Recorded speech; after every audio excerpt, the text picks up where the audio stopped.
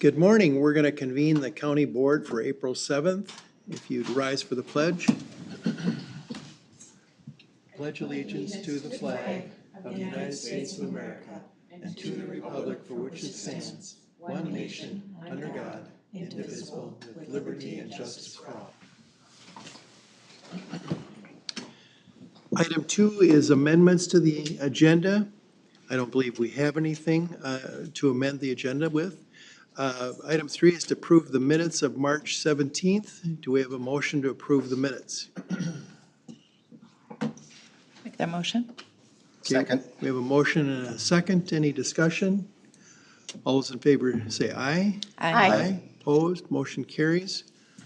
We're now on to new employees.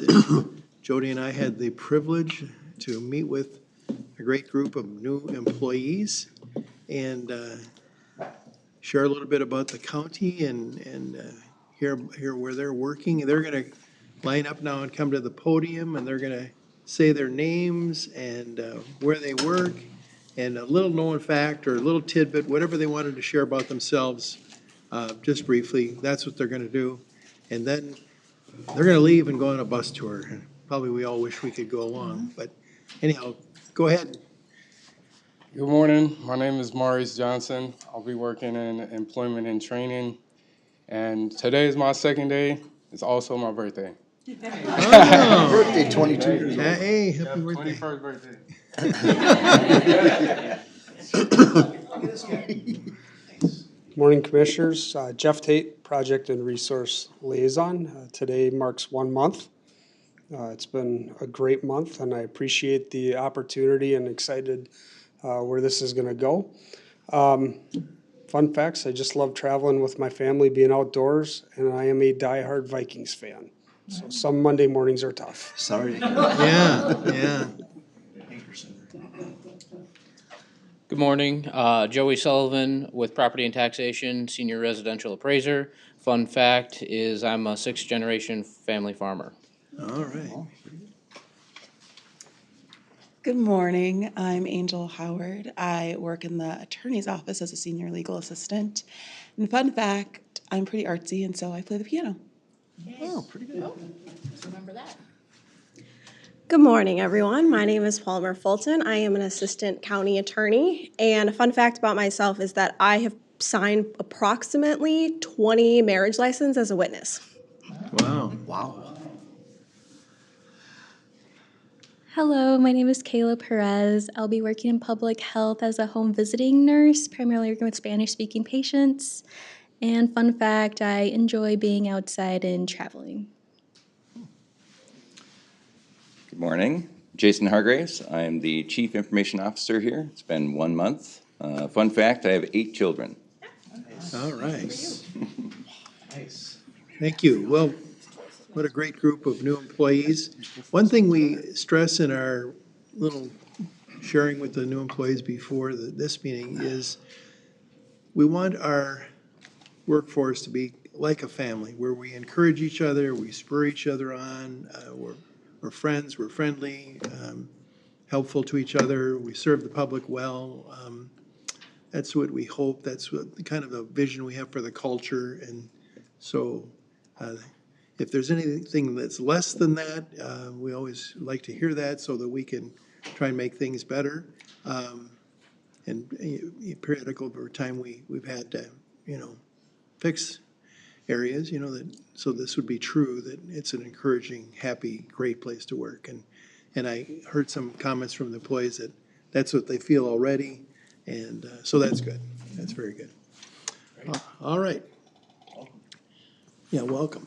We're on to recognition of interested citizens. This is limited to 5 minutes per person per subject, and it's limited to things that are not on the agenda. If anyone wants to come forward, and I see there already is somebody coming forward, but come forward to the microphone, state your name, and you have the floor for up to 5 minutes.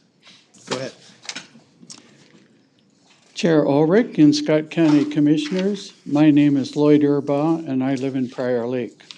While I am a member of several committees, Today, I am here only to speak as a member of the Together We Can Action Committee and Steering Committee. Today, I want to celebrate the many contributions of Caitlin Judd. Last Thursday, I wrote a letter to Together We Can Action and Steering Committee members. I was surprised to receive the message from Caitlin on Tuesday, March 31st, that she was resigning from Scott County on April 9th. After a few minutes, I changed my focus to the early days of Together We Can and what has happened over the last 7+ years. As I recall, Scott County created Together We Can to deal with health issues at the outset.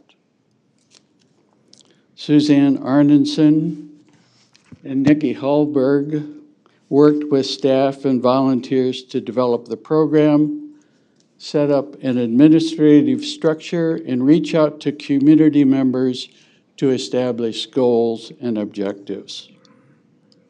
Then in 2021, Crystal Boycheko was hired to lead the Family Resource Centers, and on August 24th, Caitlin Judd was hired to lead Together We Can.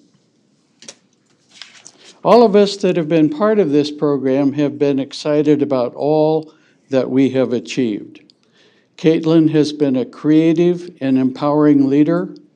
Her style is to quickly build relationships and grasp the many hopes and dreams of staff and community members.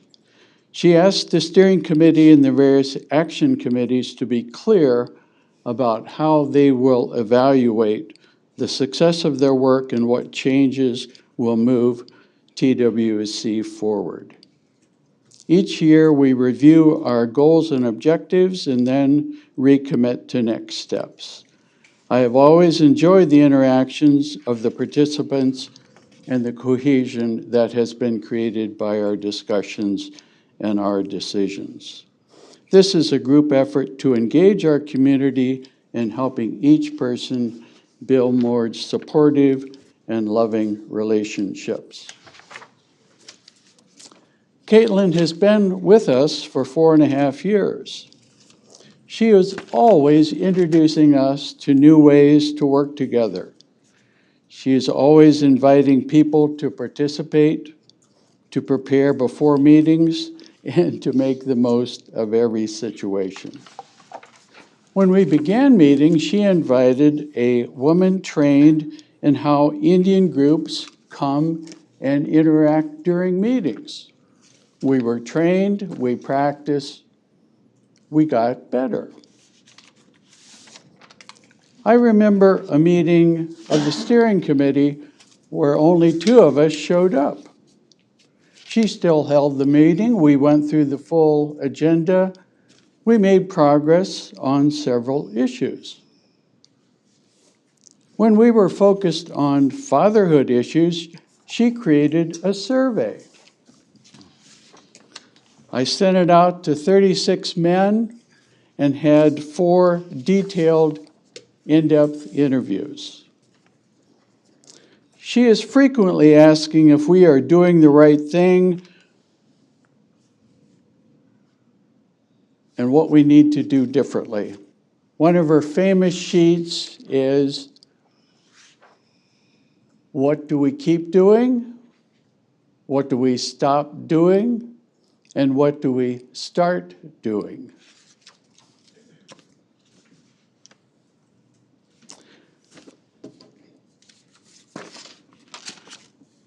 While we have had many successes in the work of the group, the most amazing decision for Together We Can was Caitlin's introduction of the Protective Factors Framework to us. We had received several approaches, but after several discussions and presentations by Caitlin, we adopted this approach. Then she decided to become a certified trainer to be more effective in sharing this approach in Scott County and to groups looking to develop their own programs and skill sets. How many people have been in training with Caitlin on protective factors? 3, 4, oh, good, we've got some. This training is about looking at families through a different lens. This new way of thinking focuses on what's strong, not what's wrong. This is a new and refreshing concept. Don't wait until families have serious problems. Partner with parents and provide support before a family crisis occurs. I hope the best for Caitlin. I appreciate what she has done for Scott County and how she has moved Together We Can forward in a bold direction.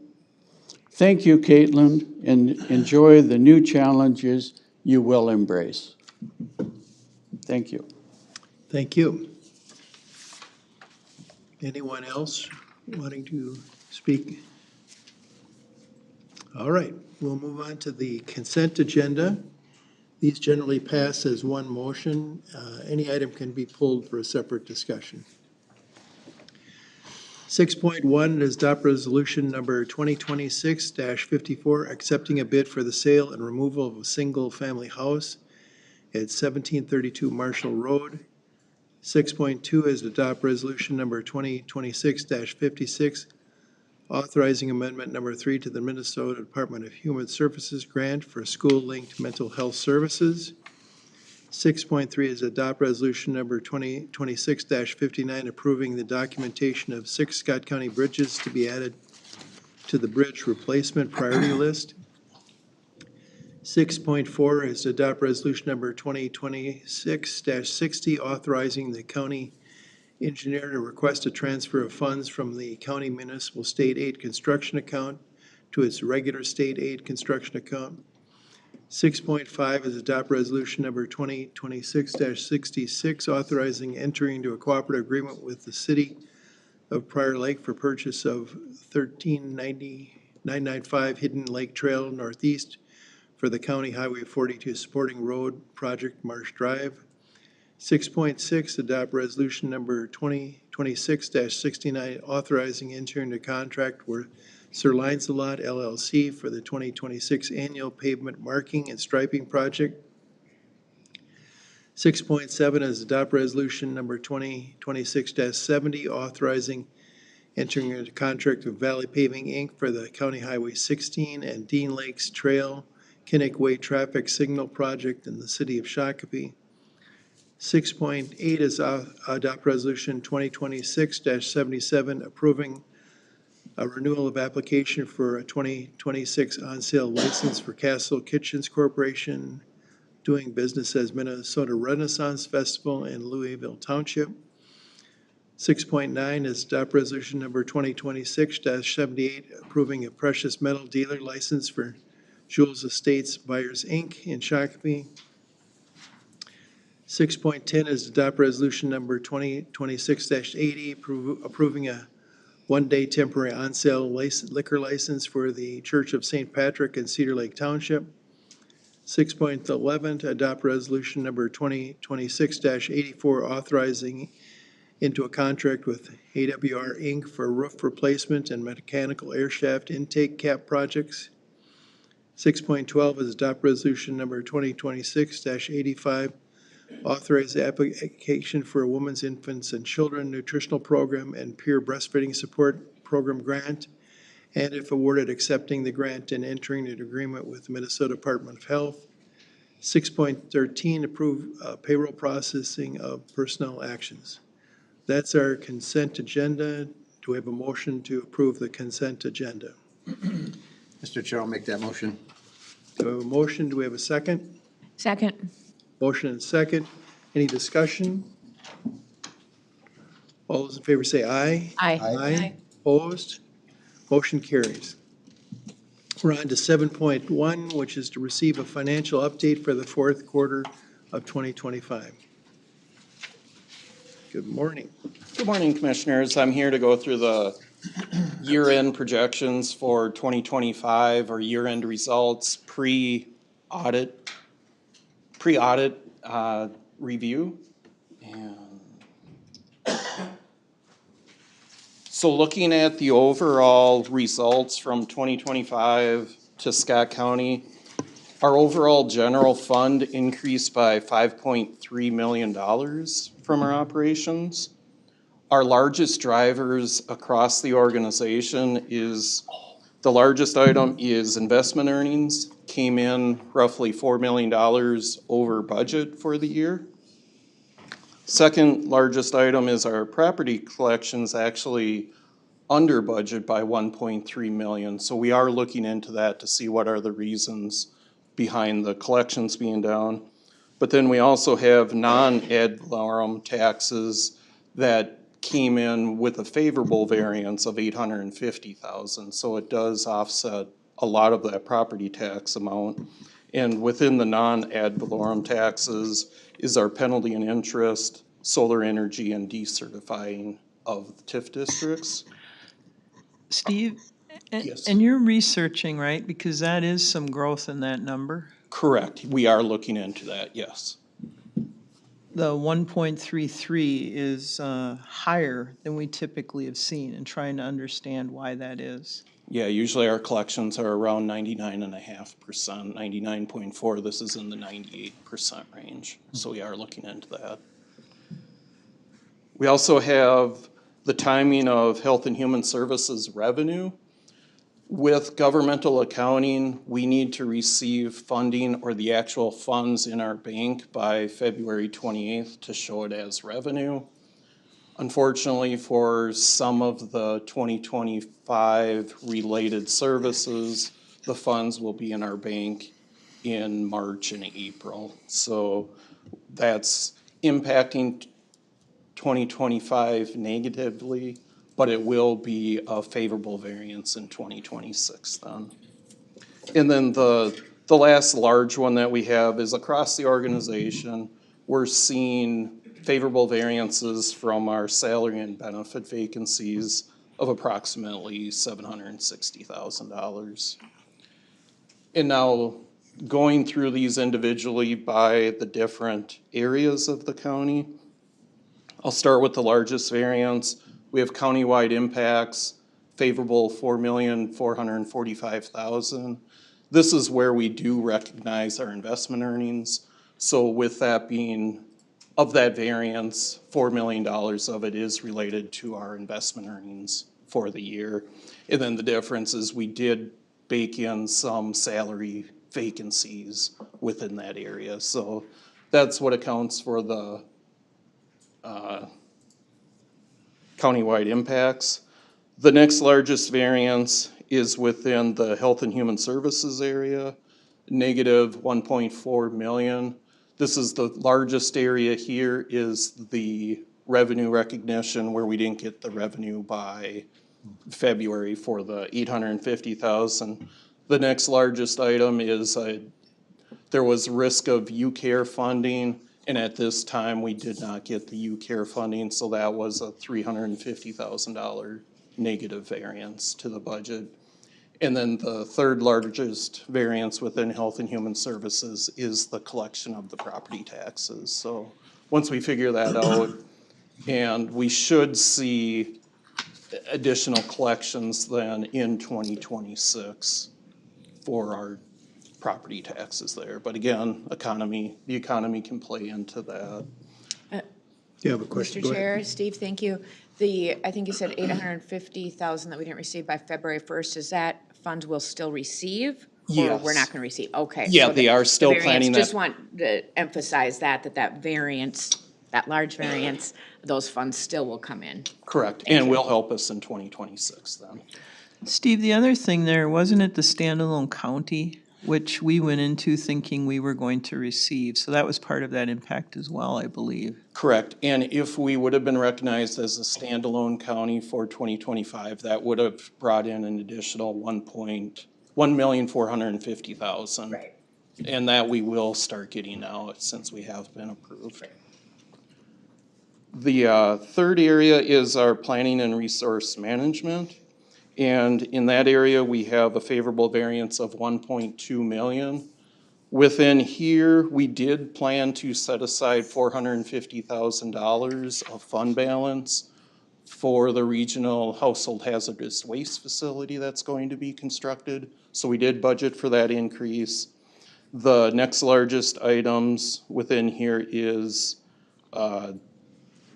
the environmental services restricted funds, that the revenue came in over projections, but again, it has to be used for restricted items, so that does go into our restricted fund balance, and that was for 161,000. We also have facility savings of 116,000, and that was related to facility contracts that they have, that they did see savings there. The fourth largest area is community services. Within this area, land records, document recording, the building permits revenue, and also customer services licensing revenue all came in over budget for 2025. So that helped our fund balance. And then we also, since it's an odd year, 2025, we always make sure to set aside half of the election budget in that year, so we don't spike the levy in even years. So we did set aside we budgeted to set aside 140,000 in 2025 to pay for half of 2026's election. Next area is we have transportation services with a favorable $600,000 variance.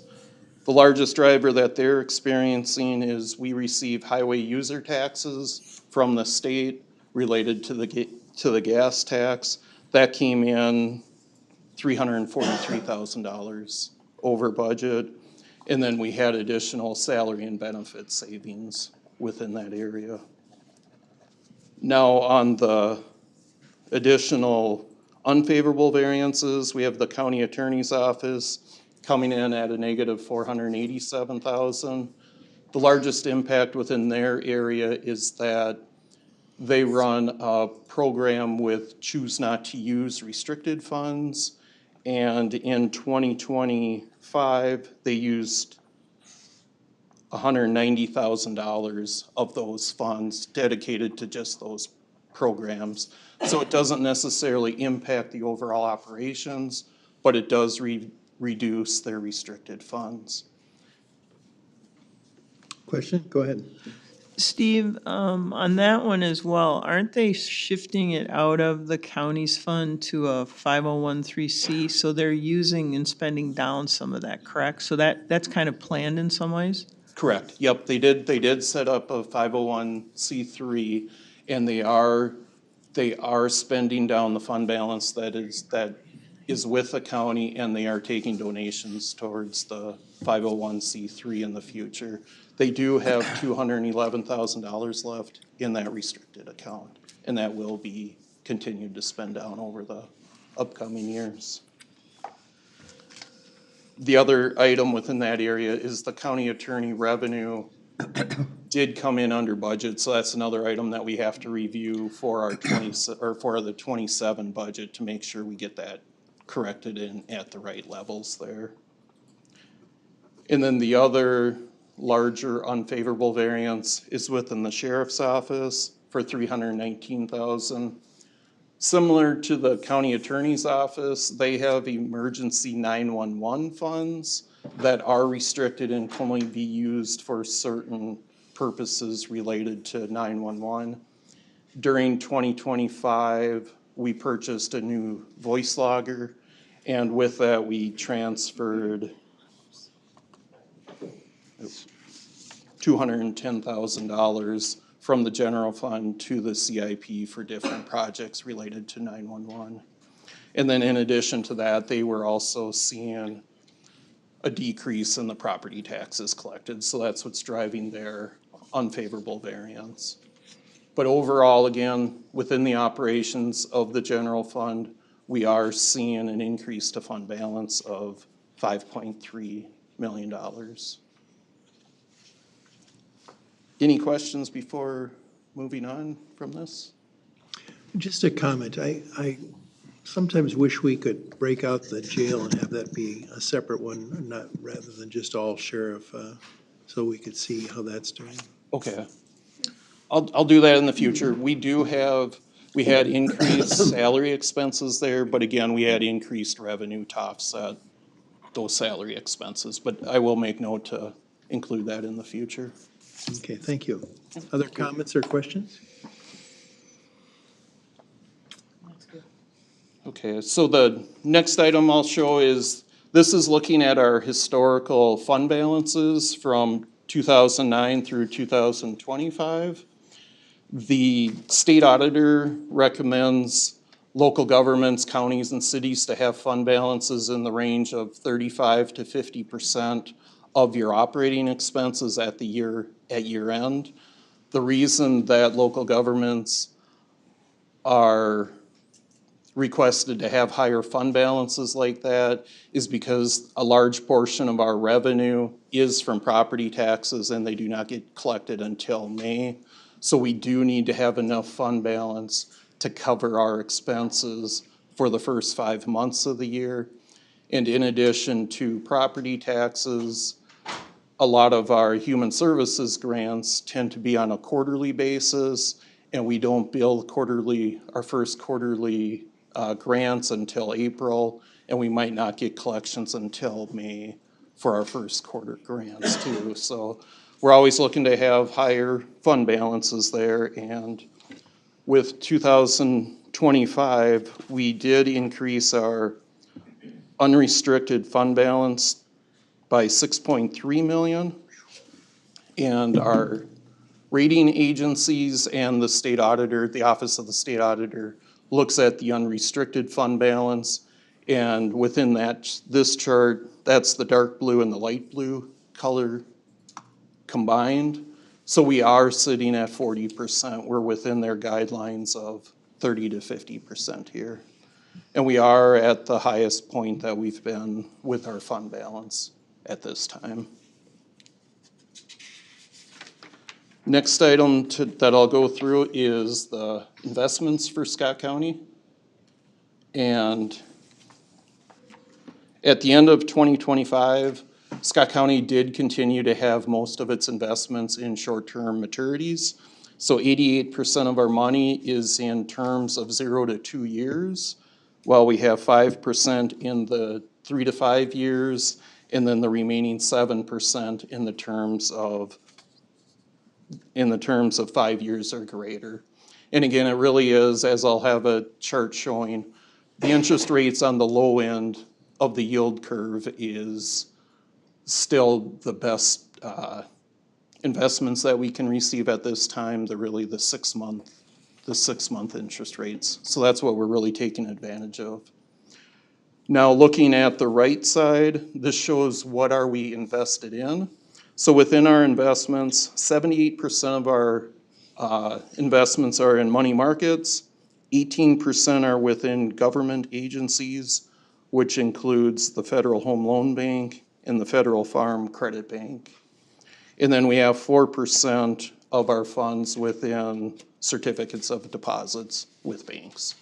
So all very secure and short-term investments there. Now, moving to our next slide, we're looking at the yield curve from 2015, and then what was the yield curve from the third quarter of 2025 and again at year end. So the blue line represents the year end of 2015. The gray line represents September 30th or the third quarter 2025, and then the black line were the investment rates at year end. So what's taken place since third quarter is that on the short-term side, the interest rates decreased by 46 basis points, and then on the longer term, the far right part of the chart, investments in the basis points increased by 11. So we really saw a decrease on the short end, a slight increase on the longer-term investments. And now looking at specific terms, first we're showing the 6-month US Treasuries from 2015 to 2025. This is where we're showing that from the third quarter that the basis points went down by 24%, but the rates are still higher than what we had seen for many points of many years here recently. And this is still where we continue to place our investments. And then the last one is looking at our 10-year US Treasuries. Within this, from the third quarter to the fourth quarter, the rate really stayed unchanged, so pretty flat for just the past quarter. Still higher rates than what we had been seeing previously, but down some from, say, 2023. With that, are there any other questions? Any questions, anybody? Well, thank you for that presentation. Thank you. We're on to item 8.1, which is a presentation by the CAPS interns, or the public service announcements, that PSAs that they've come up with, and so forth. Lisa Kohner is going to present here.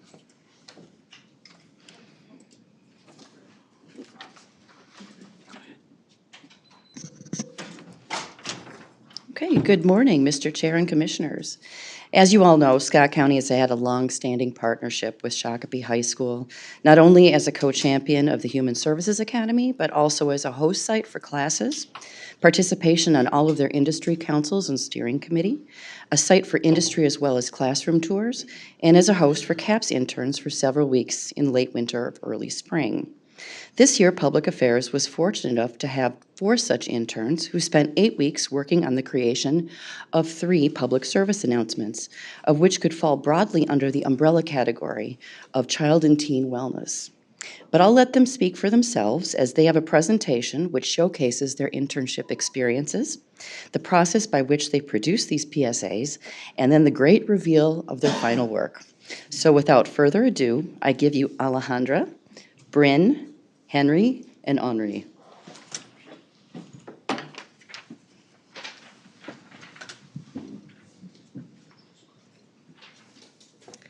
Hello, I am Bryn, and this is our Scott County Public Affairs presentation. So my name is Ale. I'm Henry. And I'm Henri. And as I've mentioned, I'm Bryn. We have our table of contents here, which will take you through every single step of our entire presentation. We've already gone through the introductions. Next will be everything about our internship. Then we have the deliverables, which are the PSAs, and everything that we've learned throughout our time being here in this internship, as well as a thank you. So talking about some of the logistics of this internship, our mentor was Lisa Kohner, the Public Affairs Coordinator, who you just heard spoke. She's part of the Administration Public Affairs Department, and she was our main point of contact throughout this whole internship. Some of her duties are external communications, media relations, event planning, speech writing, internal communications, and social media.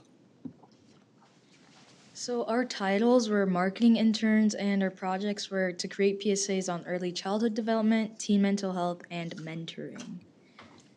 And here's our project timeline. We first started with some research, which we were talking to Lisa and Dave about, which then Lisa connected us to a few other professionals from Scott County to conduct some interviews. Then we took that information from our interviews and wrote our scripts, and we started shooting. Then we went on to editing, and then finalizing and reviewing our PSAs. So now we'll get into the actual deliverables and showing you the PSAs. This is, well, you'll see it, the Early Childhood Development PSA. This started with talking to a bunch of different people from the library about what early childhood development might look like within the libraries, outside of it, what people should be doing to help their kids grow and learn. And it promotes everything that those libraries have, as well as outside resources that can help kids with learning more. We're gonna try and figure this out.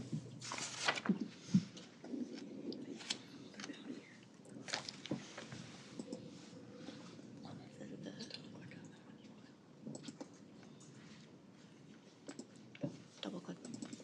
There you go. Makes his own sculptures.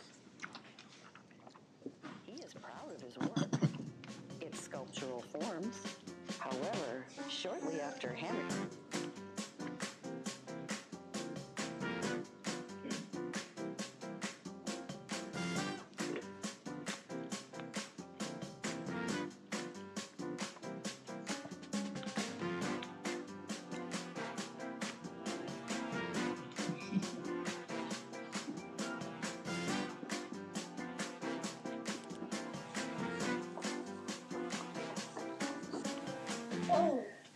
Want your child to read like this? 80% of a child's brain development occurs from birth to age 3, and 90% occurs by age 5.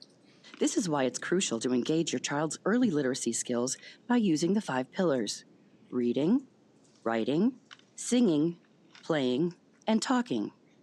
Studies show that children who engage in these 5 activities develop cognitive skills that will benefit them later in life.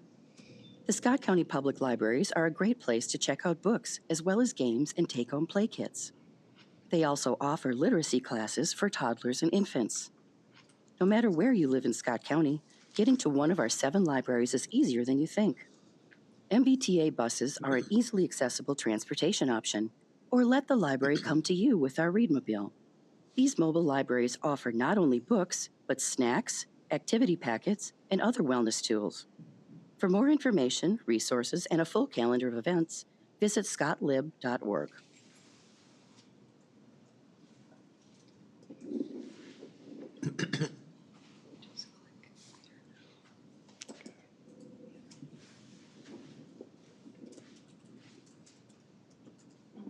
How can I full screen it? Sorry. You can probably just click on that right there. And then go ahead. Full screen. There you go.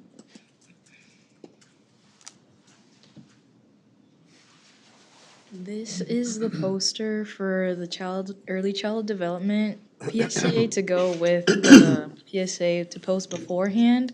And there's going to be a QR code on the bottom too that links directly to the video.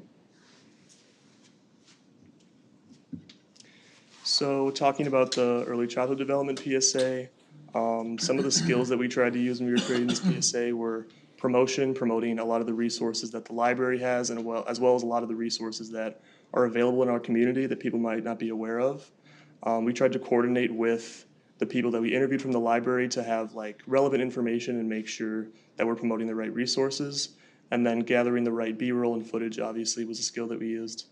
We're hoping that this PSA can promote all of the resources that the library had. I know when we interviewed at the library, we weren't even aware of a lot of the resources that the library and just our county has to offer in general for not only kids, but also people our age. And so we're hoping that this PSA can promote early childhood development and also make people aware of the resources that they have available.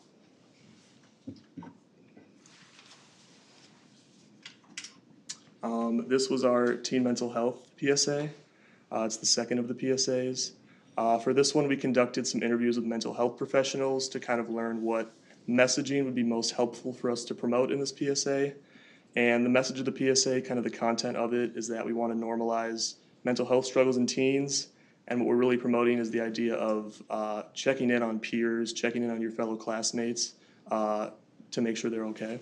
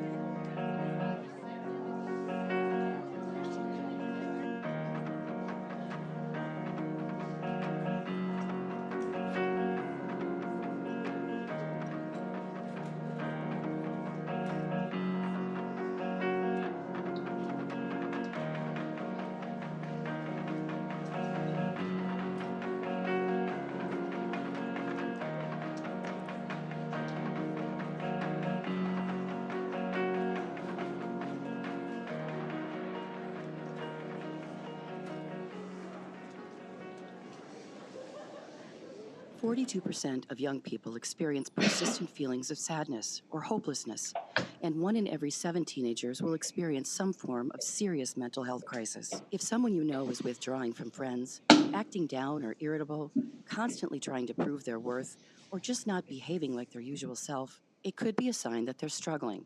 Sometimes those who are hurting the most show no visible signs. They're hiding it all behind a mask. One honest conversation can make all the difference. And if they need more support, help them find someone they trust, like a school counselor or another adult. Check in with the people you care about.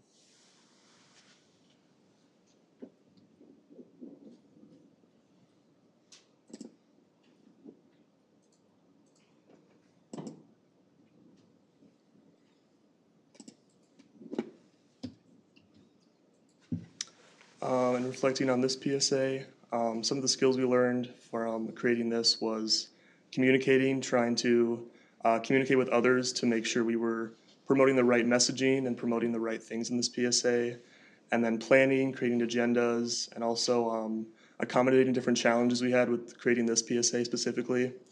With this PSA, we're hoping that we can get this shown to people our age, teens, middle schoolers, and high schoolers, to get the message out there that it's okay to be struggling with mental health, and also that it's a really good option to reach out to your friends and check into your friends, because I think that's a message that is important for a lot of young people to hear.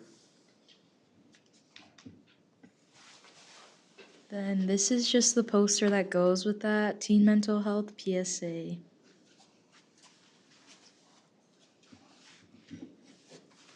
And with mentoring, this was one of our easier PSAs out of the 3. I think with this one, we really wanted to get that idea of anybody can be a mentor, and kind of that call to action to the people of Scott County. We wanted to go with a female-male approach to kind of show, again, the further that anybody can be a mentor, and kind of go with those concepts that it goes full circle in the community, that, you know, you can have a female mentor male, and then a male will mentor another male, or vice versa, however way you slice it or dice it, just to kind of get that full idea. We ended up going with basketball for one of our, or for like our main scene, to kind of show that, you know, something as simple as basketball you can bond over and really build a connection with another individual. How do I...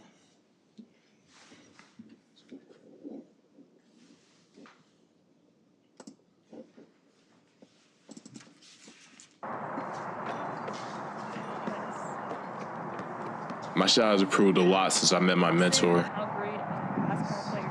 We spent time playing basketball, going on walks, and talking through whatever I was dealing with. They taught me a lot and played a big role in shaping who I am today.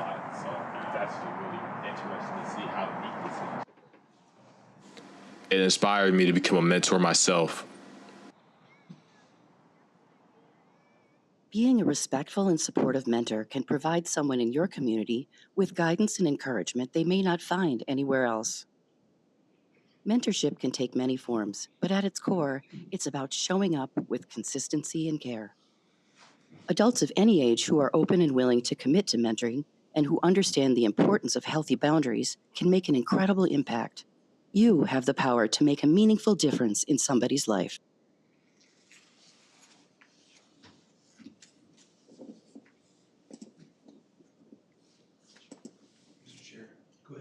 I'm just curious, did your mentor, did she make the shot? Yes. And after a lot of tries. With lots of edits, or just bang away? I was gonna ask if his mentor was also in high school.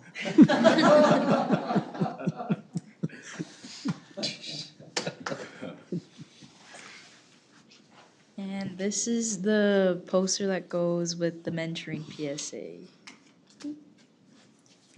Yeah, I think one of the things that made this PSA really good is the way we use the park's resources effectively, but also we were all on the same page in terms of, you know, scripts, kind of what roles were there, and we reached out to Katie, and then we also reached out to Bryn's family for assistance in the PSA, and we sent those scripts out very early, and they were on board from the get when we ended up getting the Lions Park and Shakopee. So it all went very smoothly.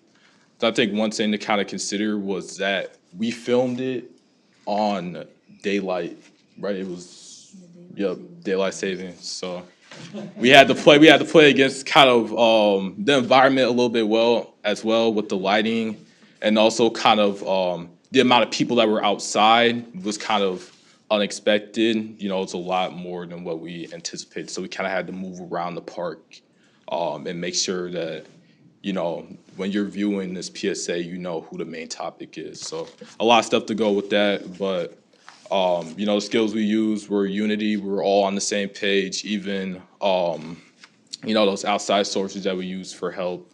Coachability in terms of, hey, can we redo this? Hey, make sure you're looking at them when you're talking, stuff like that really kind of plays into those specific details of the PSA, and it really makes for a bigger kind of theme. And also when you're looking at it through a deeper lens, you get those variables that you can put and say, hey, you can connect that to this, or hey, you can connect that to my own life. So a lot of stuff like that really made it enjoyable for us, but also everybody involved.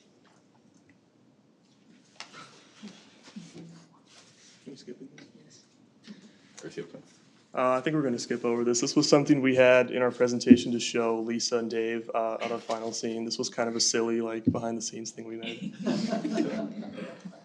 We also don't have the videos for them right now. Yeah, they're not going to load in.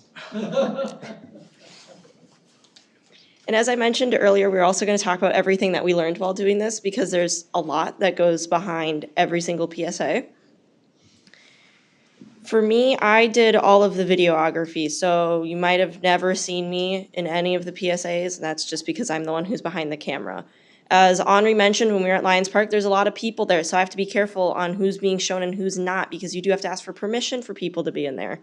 When we filmed the one with Lisa and her grandson, we had to make sure that we went to the Savage Library before it opened, so that way we're not surrounded by people. And then the one at school wasn't that difficult because we just went during class when there's pretty much nobody in the hallways. For me, I've also never done any videography before, so this is kind of a first, and I'm pretty happy with how it turned out. The other thing that I learned kind of the hard way was some file organization. I've never been entirely great at that, but this worked out a lot better, because when you have a bunch of videos, you have to know where they are, you have to figure out where they're going and how to get them to that person. Planning, I like having a plan. It's very nice to have plans going forward. And quick thinking kind of goes with that, because sometimes they don't go to plan. It was hard to find actors for our teen mental health PSA. And we got some friends to do it, and it worked out very, very well in the end. Yeah, some of the skills I learned from this internship, I think something that was new to me was the professional interviews we conducted as research for the PSAs. It was just a process that was new to me, that was writing interview questions and conducting the interview in a way to get all the information we needed while keeping it professional. Also brainstorming, we went through a really long phase of taking these broad topics and then brainstorming what we wanted to be in the videos, how we wanted to get the message across. And that was a long process in this internship, and that was also a process that was kind of new to me. I also did the video editing for all three of the PSAs. I've had some experience with video editing in the past, but this specifically was new in terms of trying to create a video that comes across professional and comes across with all of the Scott County branding, and making sure that the video is going to be professional and be able to appeal to a wide audience. So kind of editing around that with those parameters was something that was new to me, and it was a really fun experience to take all the footage we got, all of the voiceovers, and make that into the final product. And then script writing, we had different actors, so we needed to write out everything we wanted to get in a professional looking script. And so that was also something that was new to me, was getting all the formatting right, just so we had it laid out professionally, that we could show the people that we are filming with what kind of shots we needed. Some of the skills that I learned were collaboration, especially because this was a 8-week-long internship with another 3 people, and we're all good at different things, so we mainly just focused on doing specifically what we're good at, which was really nice.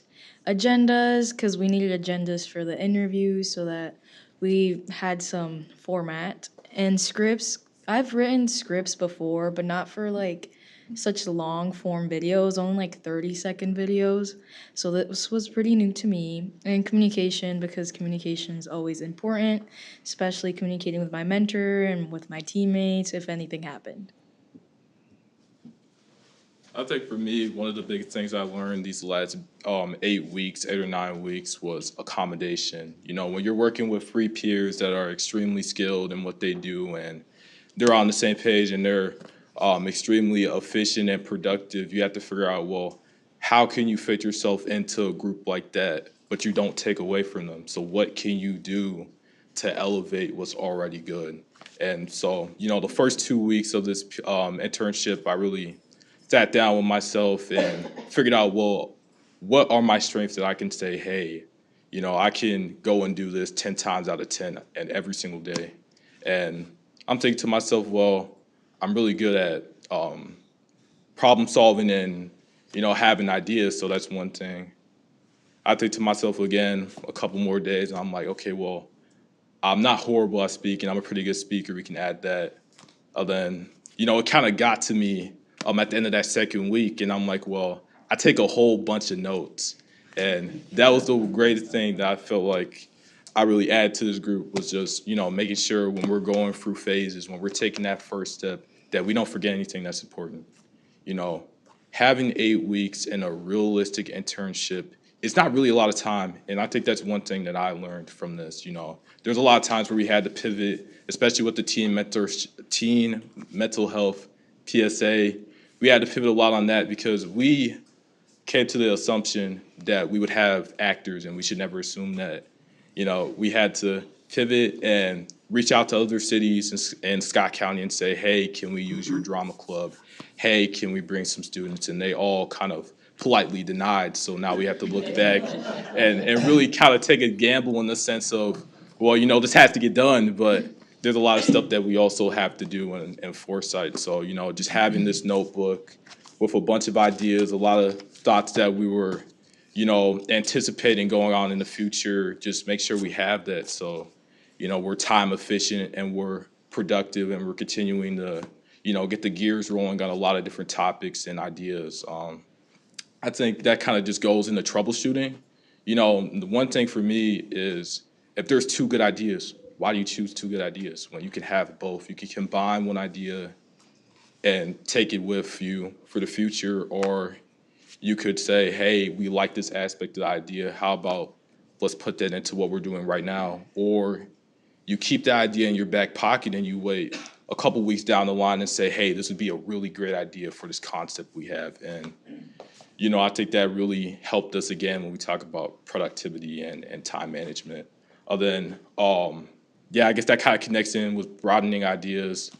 I definitely like connecting a lot of stuff and really kind of making a web of ideas and turning that into a concept. I think just kind of how the internship went and the amount of time we had, making sure that no idea gets lost or nothing is really like too out of reach was great in terms of what we were able to do and then what we're going to do after this. Because it doesn't end with the PSA. You know, PSAs are great, and obviously this is what we were expected to do, but going above and beyond with what we've learned and also what we can apply, and you know, we take that back and we connect with Scott County and we say, hey, you know, here's how you could take this PSA and really apply it to your county. You know, stuff like that really makes a big impact.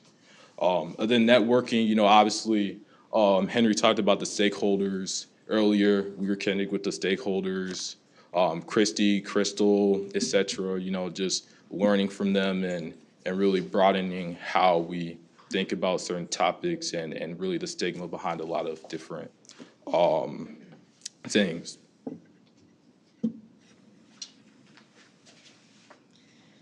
And then these are how we might use the skills in the future, which for me, videography would be helping others film other things, or my own hobby is photography, so maybe I can add that onto the list as well. file organization, which I'm glad I kind of figured this out with my camera, because as all of us will be going to college, I think it'll be very important for us to know where we put our stuff for our assignments. Because that'll be bad if we lose that. Then planning, again, I like having a plan. I like it being more detailed than it being super broad, and I was glad that we had that. And it helps give me some ideas of how I should plan things in the future. And then the quick thinking, again, just because plans can always go wrong. They're never straightforward. Using some of the skills I learned, I think being able to conduct professional interviews is a great skill to have. Knowing how to write relevant questions, take notes, and then have an open discussion to get all the information you need is a skill that you can apply in the future and future careers. Writing scripts, I think that's a skill I'm going to carry with me, just being able to communicate the vision that you have for a project or a video to other people. Brainstorming, I think that's something I'm going to take with me, just the ability to properly collaborate with a team, to take everyone's ideas and produce the best result. And then video editing, for me it was learning how to make multiple iterations of something, multiple drafts to have the best final product, so tweaking the edits of a video project and making it better. I think overall I just learned a lot of really useful skills in this internship that are going to be relevant later in life, not only because I was able to apply things that I already knew, but because I was able to kind of step out of my comfort zone and do some things that I wasn't familiar with before this internship. Using the skills that I learned, these are all things that are important for the future, but for collaboration, specifically like working on teams with projects. And I know I'm gonna do a lot of collaboration in the field that I'm going to and also in college. So it's always good to know how to like properly collaborate with people. Communication, asking clear questions, emailing and leading discussions are always good things. Agendas, like specifically for meetings and also for when you go like into filming are also really good, just to keep everything organized and be on track. And scripts for creating clear ideas for videos that are easy to understand.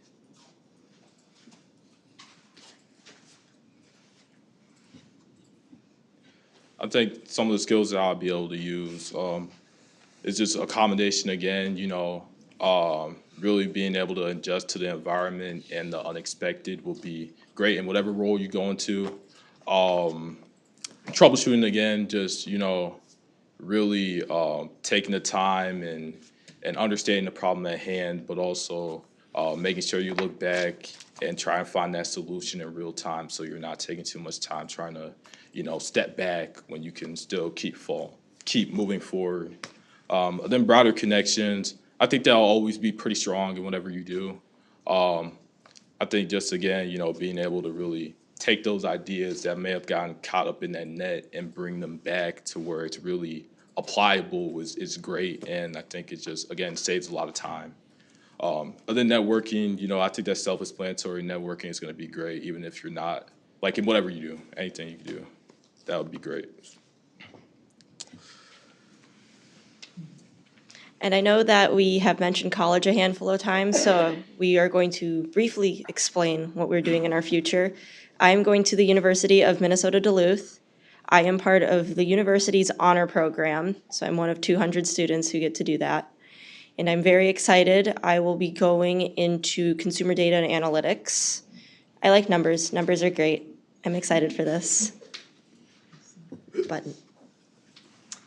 My future plans, I'm going to be going to the U of M Twin Cities. I'm between a couple majors right now, so I might start the first part of my college experience with an undecided major. But I want to be involved in the music program somehow because I play drums and percussion, so somehow involving that in my future plans at the U. I'm going to MCAD, which is just the art school in Minneapolis, and I'm going to be studying creative entrepreneurship there. And for me, I'll probably be going to Oregon 80%. Life changes, but I'm sure that'll be home for me the next 4 years. Then I'll be going there to study management or major in management, and hopefully I connect with some individuals and get an internship over there.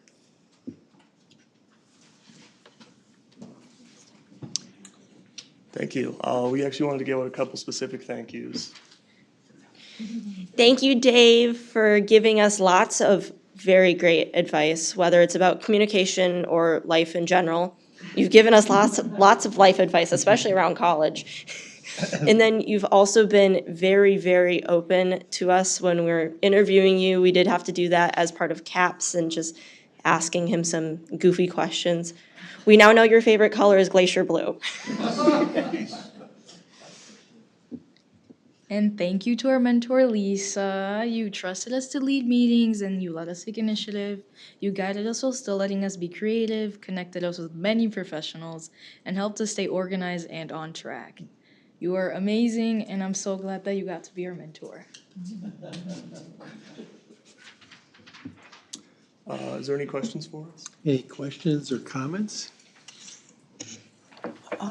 Oh, we got I'd a like to couple comment. comments. Yep, go ahead. Yep, I appreciate the work that you did. These were topics that are part of our strategic plan, and I appreciate that you've taken them and made your PSA announcements. We have a monthly mental health advisory council that meets. I hope that which is a group of community members. I hope that your PSAs will be available for the mental health advisory council to look at and talk to you about. I appreciate the fact that you've talked about how you're going to use this with the skills that you learned here in the future. And Henry, my son, is a music major at the University of Minnesota. So if you want to reach out to him, I'll connect you. So it's a great place for music. Thank you. Go ahead. Thank you. Yeah, nicely done. This is a great way to see the next generation take some really serious topics, things the commissioner mentioned on part of our strategic plan, and it's fun for me to kind of see that through this generation's eyes. So, and the seriousness and the professionalism that was displayed, I really appreciate that, and I think you all will be doing quite well here in the very near future. So, thank you very much. Thank you, Mr. Chair. Thank you. Ditto to everything my colleagues said. Also, just thank you for the presentation. That's what I was really thinking about during it. You guys did a great job with this presentation, the planning, the execution of it. I know you're going to give lots of presentations to lots more important bodies in the future. So thank you for that. Really just excited to see, as the county's been working with Shakopee High School for a number of years now on the Academy program, really excited to see how this learning can take place outside of the classroom. I appreciate everything that goes on in the classroom, but it's great to have both. So thanks for sharing that with us. Thanks to our staff who I know fit this in. It's kind of sometimes it's some extra work and time, but it yields really good fruit and hopefully helps us do our jobs better. So I think it's a win-win. And just want to remind everyone that for a half hour before next board meeting, so in 2 weeks, there's going to be a mini showcase in the hallway from the academies with opportunities. So for our staff to find out more opportunities for projects that they might want students to intern with, and for us to see some other information on past projects. So thanks again, and good luck with everything. Thank you. Yeah, just another quick comment. I'm excited to hear about your experiences, what you've learned, and what you'll take into your life, going forward, the value that was there. And it gives us confidence, I think, that we're supporting the Shakopee Academies. We feel that's valuable, a good thing, and you've just, showed us how valuable it is. And thank you for that. Mr. Chair, Commissioners, thank you for making comments because I was choking up there for a minute. So, because I'm really going to miss these guys. It's been a lot of fun for all of us here. But before we wrap this agenda item, I have a little something to present to the board on behalf of Shakopee High.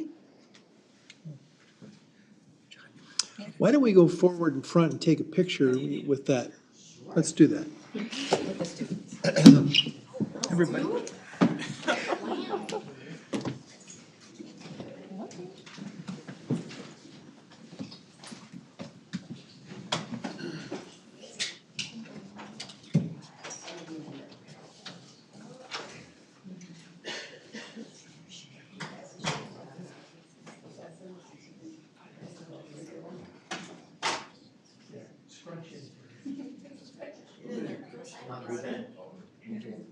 Like you like each other. Yeah.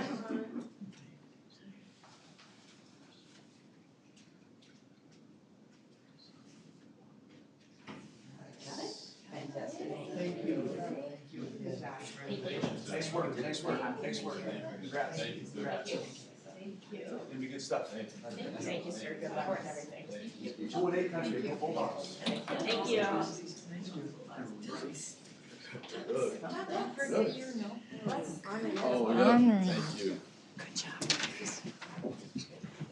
My sister lives in, Salem, and next week is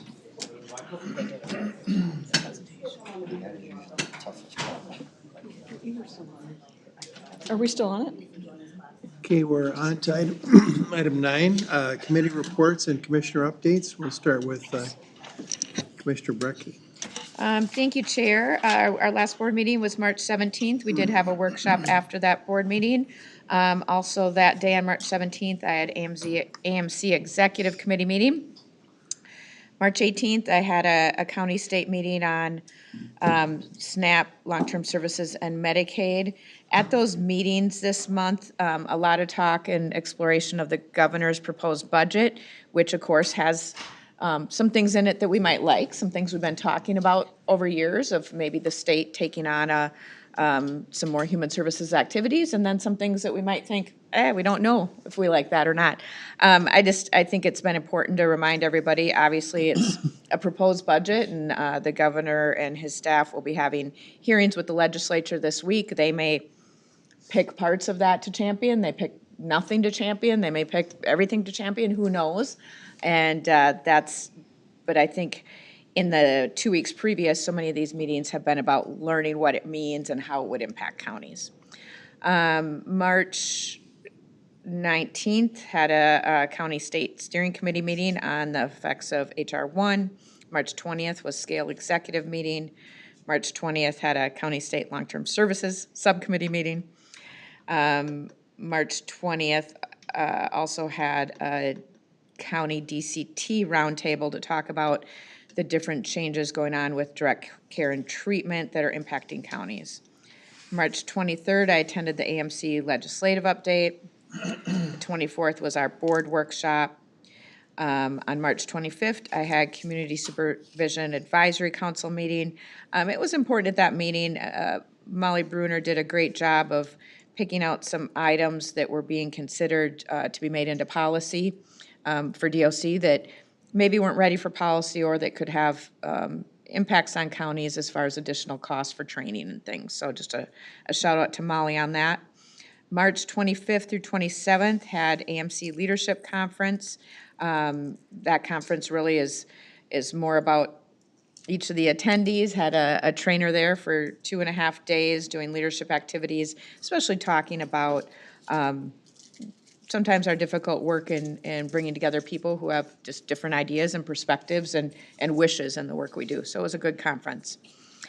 March 26th was the NACO Human Services and Education Committee monthly call. On March 27th, I had a mentally ill and dangerous task force committee meeting, hopefully the last one, because we did vote to approve our final report, which will go to the legislature now. April 1st had Scott County Law Library Board meeting where Allie, our law librarian, gave a report of her activities over the last 2 months. I did bring up to her, Commissioner Ulrich, how you recommended that we have her at scale in an upcoming program, just to give a commercial at least about the law library and all that it does. April 1st, I was on a NACO call about implementation of HR 1. It's interesting to hear how some other states are dealing with some of the SNAP and Medicaid new rules. April 2nd was Justice Steering Committee. Also on April 2nd, I had Long-Term Services and Support Subcommittee meeting.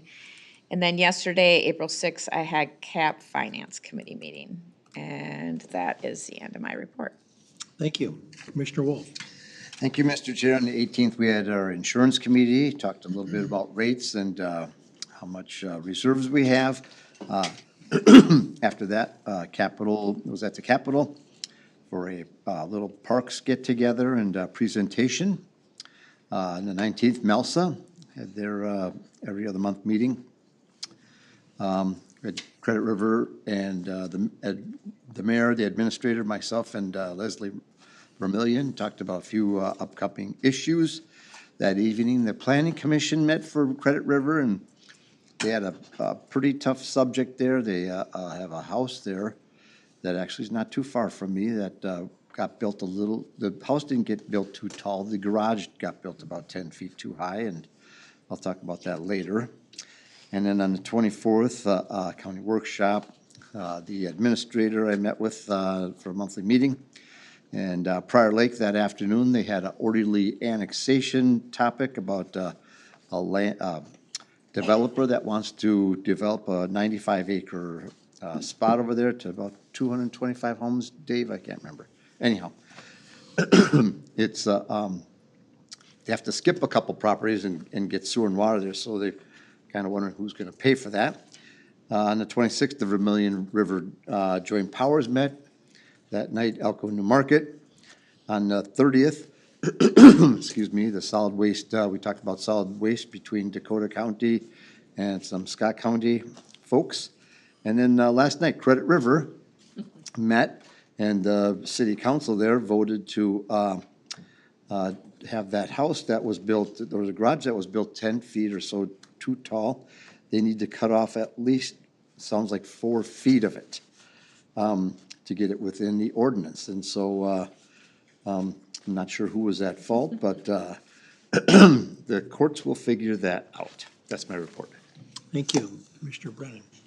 Thank you. March 17th, I went to the Shakopee City Council meeting. It was a joint meeting with the council and the Shakopee Public Utilities Commission. Two boards discussed rates and creating a tier on the rates that's for higher users and territory changes resulting from annexation. March 18th, I went to the Scott County Housing Trust meeting, and I had Leslie send the presentations out to the board on the different housing projects that are happening. March 18th was the Transportation Advisory Board. March 18th was the Lower Minnesota River Watershed District meeting.